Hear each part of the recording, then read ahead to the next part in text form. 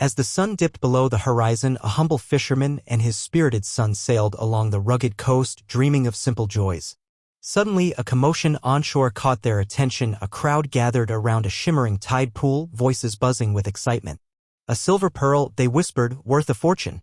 Blinded by greed, the father pushed his son toward destiny, unaware it was a deadly illusion. One evening, a fisherman and his 17-year-old son were sailing along the coast in their small boat.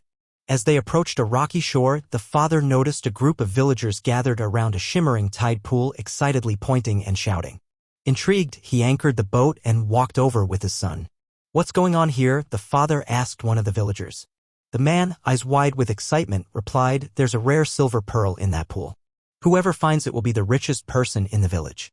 The father's mind raced, imagining his son possessing such a treasure. He pictured their family living in luxury, free from the hardships of fishing. Without a second thought, he grabbed his son's arm and pushed him toward the pool. "Get that pearl.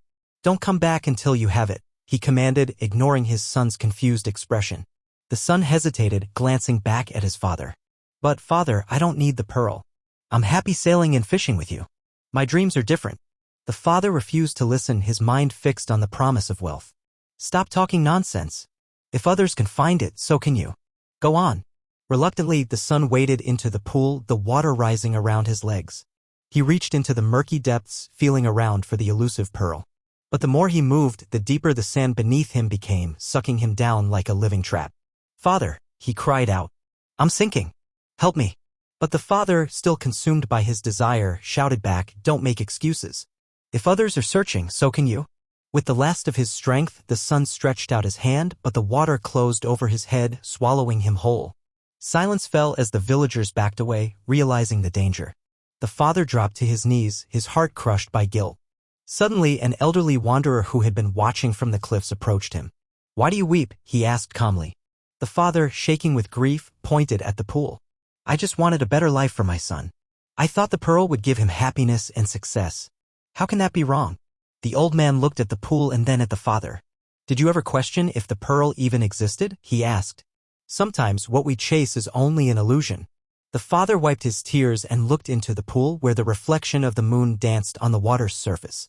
His heart sank as he realized that the silver pearl was nothing but moonlight shimmering on the sand, a mere illusion. The old man spoke again. "If you had listened to his dreams instead of forcing your own, you would still have your son. Real treasures are not found in illusions but in the hearts of those we love."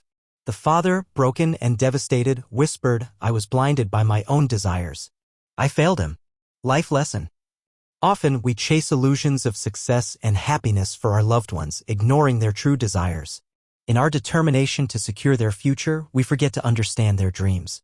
True fulfillment comes not from forcing our aspirations onto others but from supporting them in their own journeys.